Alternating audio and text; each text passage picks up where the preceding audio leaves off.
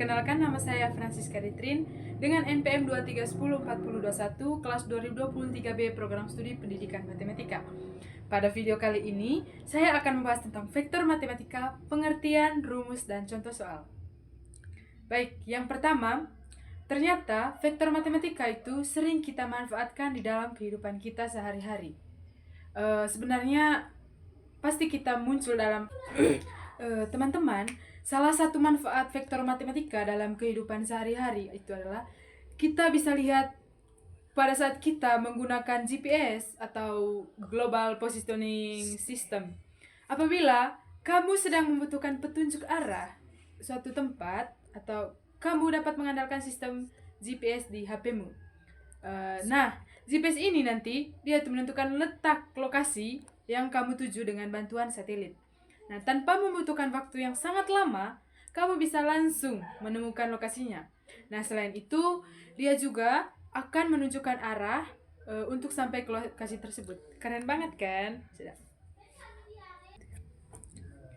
Mendengar istilah vektor, mungkin kamu akan berpikir bahwa kita akan sedang membahas mengenai vektor pada mata pelajaran fisika. Sayang sekali, sobat. Vektor yang akan kita bahas kali ini adalah vektor dalam matematika. Nah, sebenarnya pembahasan mengenai vektor dalam fisika itu sangat berhubungan dengan vektor yang ada di matematika. Nah, seperti yang kita ketahui, vektor dalam fisika itu merupakan salah satu dari dua jenis besaran selain besaran skalar. Jika besaran skalar hanya memiliki nilai saja, maka vektor merupakan besaran yang memiliki nilai dan arah. Nah, contoh dari besaran skalar adalah panjang, luas, volume, suhu, dan lain-lain. Sedangkan contoh dari vektor yaitu kecepatan, percepatan, medan magnetik, dan lain sebagainya. Nah, sekarang kita akan pelajari bersama materi vektor matematika. Yuk, kita mulai dari yang pertama, yaitu pengertiannya. Yang pertama, pengertian dari vektor. Nah, vektor merupakan ruas garis berarah yang memiliki besaran atau nilai dan arah tertentu. Secara geometris, suatu vektor dapat digambarkan sebagai ruas garis berarah dengan panjang ruas garis yang menyatakan besar vektor dan arah ruas garis menyatakan arah vektor. Nah, sebuah vektor itu dapat dinotasikan dengan beberapa ketentuan, diantaranya untuk notasinya itu, yang pertamanya itu biasanya satu huruf kecil dia bercetak tebal, misalnya huruf U, huruf V, atau huruf V. Yang kedua yaitu satu huruf kecil bertanda panah di atasnya, misalnya U, V, W. Nah, yang ketiga itu biasanya dua huruf kapital yang menunjukkan ruas garis berarah. Misalnya itu ruas garis dari titik A ke titik B dapat dilambangkan dengan garis A ataupun sebaliknya. Nah, definisi dari vektor sendiri kan tadi itu adalah ruas garis berarah. Maka bentuk dari vektor itu kita bisa lihat pada contoh berikut ini. Misalnya ini adalah garis, anggap saja ini lurus. Kemudian ini adalah ini B dan ini C. Nah, setelah kita amati dari ketiga gambar ini, bisa dikatakan bahwa vektor A itu sama dengan vektor C. Mengapa? Karena vektor A dan vektor C itu mempunyai panjang dan arah yang sama meskipun letaknya itu berbeda. Nah, yang kedua, kita akan membahas tentang jenis-jenis vektor matematika. Vektor matematika. Nah, teman-teman, ternyata vektor itu bisa dibagi menjadi beberapa jenis. Yang pertama itu vektor 0, yaitu suatu vektor yang panjangnya 0 dan tidak memiliki arah vektor yang jelas. Yang kedua itu vektor posisi. Dia itu merupakan vektor yang posisi titik awalnya itu berada di 0, di titik O 0,0, sedangkan posisi titik ujungnya itu nanti berada di suatu titik tertentu yang berarti selain dari titik nol. Nah, yang ketiga itu vektor satuan, dia itu vektor yang panjangnya hanya satu satuan. Nah, yang keempat itu vektor basis, yang dimana vektor yang panjangnya satu satuan, tetapi dia punya arahnya itu searah dengan sumbu koordinat. Sebelum lanjut, karena vektor tadi kan merupakan salah satu bagian dari geometri, berarti vektor itu bisa digambarkan pada sebuah bidang atau biasa kita sebut tuh R2 atau ruang dua dimensi. Dan salah. Teman-teman, karena vektor tadi kan merupakan salah satu bagian dari geometri toh, berarti vektor bisa juga digambarkan pada sebuah bidang atau ruang bidang atau dua dimensi atau R2 dan pada sebuah ruang atau R3. Nah, kalau vektor berada pada bidang, maka dia itu akan dinyatakan dalam sumbu koordinat, yaitu sumbu X dan sumbu Y. Nah, sedangkan vektor yang berada pada ruang itu dia akan dinyatakan dalam 3 sumbu koordinat, yaitu sumbu X, sumbu Y, dan sumbu Z. Nah, yang berikut itu panjang vektor pada bidang. Nah, sesuai dengan pengertiannya kan, vektor memiliki panjang tertentu. Nah, untuk menentukan panjang satu vektor pada bidang, kita bisa menggunakan rumus berikut kan. Jika diketahui suatu titik, misalnya itu titik A berapa ya? X A, Y A, maka vektor A yaitu sama dengan akar kuadrat dari X A kuadrat ditambah Y A kuadrat. Nah, jika diketahui dua titik A, misalnya X A, Y A, dan titik B yaitu X B, Y B, maka rumusnya itu adalah vektor AB sama dengan akar dari XA dikurang XB dikuadratkan ditambah dengan XB dikurang YB dikuadratkan. Nah, jadi ini adalah teman-teman rumus untuk menentukan panjang vektor pada bidang. Baik teman-teman, yang berikut itu adalah operasi vektor pada bidang. Nah, operasi pada vektor ini itu tidak jauh berbeda dengan operasi aljabar. Nah, operasi vektor pada bidang itu meliputi penjumlahan, pengurangan, perkalian vektor dengan skalar, dan perkalian dua vektor. Nah, yang pertama itu kita akan bahas tentang penjumlahan vektor. Nah, dalam penjumlahan dua vektor itu, secara geometrinya itu, dia berarti terdapat dua macam cara penjumlahan yang bisa digunakan, yaitu teman-teman biasanya menggunakan cara segitiga dengan cara jajar genjang. Nah, yang pertama itu kita gunakan dengan cara segitiga. Misalkan yang pertama vektor A yaitu nah begini teman-teman ya. Terus ini adalah vektor, anggap saja ini lurus teman-teman. Nah, kita tinggal tarik garis sehingga dia membentuk segitiga. Ini adalah vektor A, ini adalah vektor B. Jadi R-nya itu kan vektor A ditambah vektor B.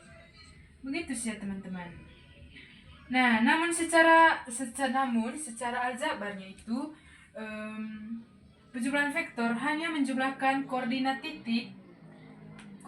titik pusat dengan titik ujungnya. Misalnya kan tadi vektor A kita ambil dari rumus yang ini, vektor A itu sama dengan XA, YA, dan vektor B nya itu XB, YB. Yang dimana vektor A ditambah vektor B itu sama dengan XA ditambah XB, YA ditambah YB. Yang kedua itu teman-teman tentang pengurangan vektor. Jadi pada dasarnya operasi pengurangan pada vektor matematika itu masih sama dengan operasi penjumlahan vektor. Nah, namun perbedaannya itu itu ada pada arah vektor secara geometri. Yang dimana dalam pengurangan vektor secara geometri, salah satu vektornya itu memiliki nilai arah yang berlawanan, sehingga vektor tersebut memiliki nilai negatif. Misalnya, saya berjalan ke arah timur sejauh 10 meter ke kanan, kemudian saya akan balik lagi ke barat sejauh 10 meter. Nanti itu merupakan contoh pengurangan vektor, barat itu nanti dikurangkan.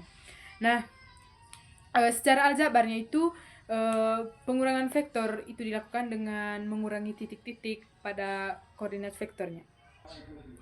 Yang berikut itu adalah operasi perkalian pada vektor. Nah, sebenarnya operasi perkalian pada vektor itu terbagi menjadi dua jenis. Nah, yang pertama itu perkalian vektor dengan skalar, dan yang kedua adalah perkalian dua vektor. Yang pertama itu perkalian vektor dengan skalar. Nah, skalar kan itu nilai yang tidak memiliki arah. Biasanya skalar dituliskan sebagai K, sehingga perkalian skalar dengan vektor dapat dilakukan sebagai KU. Nah, hasil perkalian skalar dengan vektor nantinya itu dia akan menghasilkan vektor yang diperpanjang sebanyak K kali dari panjang vektor awalnya. Secara geometri, perkalian vektor matematika dengan skalar itu dapat menghasilkan beberapa kemungkinan. Yang pertama diantaranya itu jika K-nya lebih dari 1, maka vektor KA-nya itu searah dengan vektor A, searah dengan vektor A, dan dia itu akan diperpanjang. Yang keduanya itu jika K-nya sama dengan 1, maka vektor KA-nya itu sama dengan vektor A. Nah, yang ketiga itu jika 0 kurang dari K kurang dari 1, maka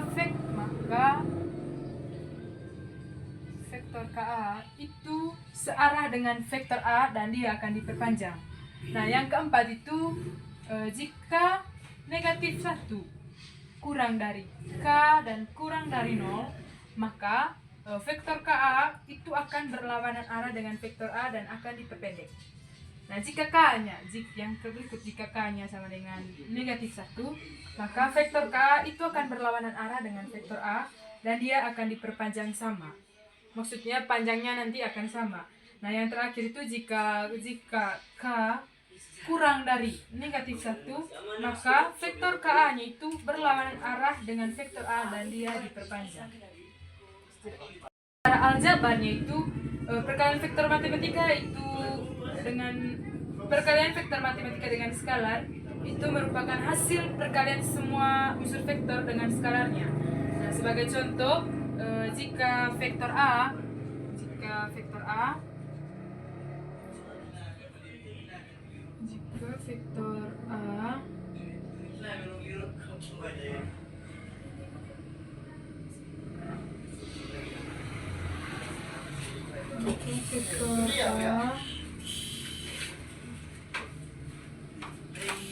sama dengan A1 dengan A2, dan vektor B-nya itu sama dengan B1 dengan B2. Maka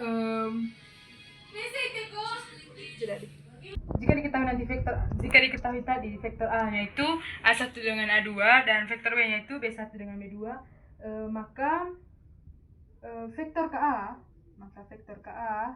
itu sama dengan KA1 dan KA2, dan vektor KB-nya itu sama dengan KB1 dan KB2. Yang berikut kita akan masuk pada contoh soal. Yang pertama itu contoh soal pertama, jika diketahui dua vektor, vektor A-nya itu sama dengan 3i ditambah 2j, dan vektor B-nya itu sama dengan negatif i ditambah 4j. Nah, tentukan